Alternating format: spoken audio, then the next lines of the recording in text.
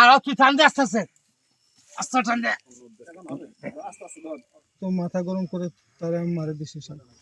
বালি মাটির নিচ থেকে উক্ত লিটনের লাশ উদ্ধার করতে সক্ষম হয়।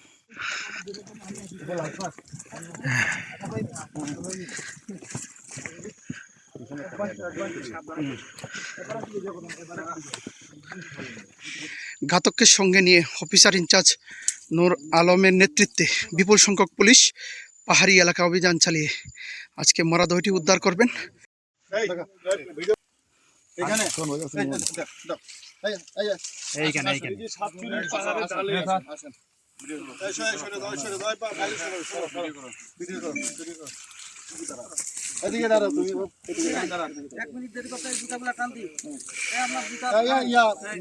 আর কেউ নাই আমাদের জুতোগুলো বড় ভাই আপনি এগুলো এইগুলো টান দেন, এগুলো টান দেন। এই গর্ষা ক্লিয়ার এই ইয়া ভাই ভিডিও করছেন না ঠিক আছে দেখেন আরে একটু এই আপনি খালি এইগুলো একটু দূরে ফেলান আবার আইবো ইয়াগুলো উদা লাগছ না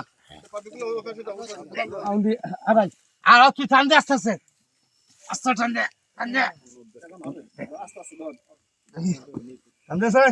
বাগানে অনেক দিন ধরে অনেক 5-6 বছর ধরে গরু চুরি হয় স্যার। আমরা চেষ্টা নিয়েছি গরু চুরি ধরার লাগি, পারি নাই। অনেকবার চেষ্টা নিয়েছি, পারি নাই। গরু চুরি হয়ে যায়। তারপরে স্যার গরু চুরি মানে চুরি যে সময় হয় এই সময় একজনের ইনফরমেশন দিয়েছে আমরা যে গরু চুরি হচ্ছে যান গিয়া স্যার গরুর সাথে পাই গেছি রশির সাথে। এই সুযোগটা পাই নাই, আমার হয়তো মাথা গরম করে তারা আমি মারে দিছি স্যার। আজকে দীর্ঘ 1 সপ্তাহ যাবৎ নিখোঁজ ছিল।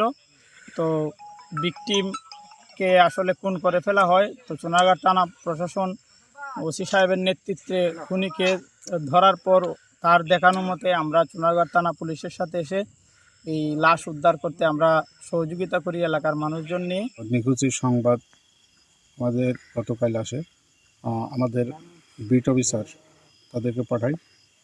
তারা এদিকে এসে অনুসন্ধান করে বিভিন্ন সোর্সের মাধ্যমে জানতে পারে যে প্রমোদ ছোক বা একজন ব্যক্তিকে মেরে ওই কাপাইছড়া কোথায় রাখছে।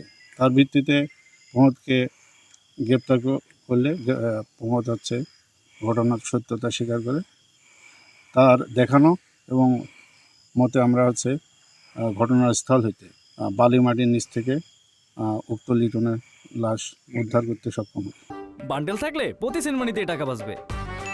বিকাশ সেনমানি বান্ডেল কিনে জিতুন প্রতি লেনদেনে। রিকমন নামে এক ব্যক্তিকে আজকে আটক করা হয়। আটক করার পরে তার দেয়া তথ্যের ভিত্তিতে আমরা হচ্ছে কাপাইছড়া চা বাগানের 9 নম্বর ছড়ার মাটির নিচে সে জানায় যে মাটির নিচে সে এবং অপর 4 জন মিলে গরুচুর সন্দেহে ওই লিটনকে তারা হচ্ছে আঘাত করে হত্যা করার পরে হচ্ছে ছড়ার মাটির নিচে চাপা দেয়। তো এটা আজকে আমাদের চুনারুঘাট থানা পুলিশ এসে তার দেওয়া তথ্যের ভিত্তিতে ওই লিটনের লাশ মাটির নিচ থেকে উত্তোলন করা হয়।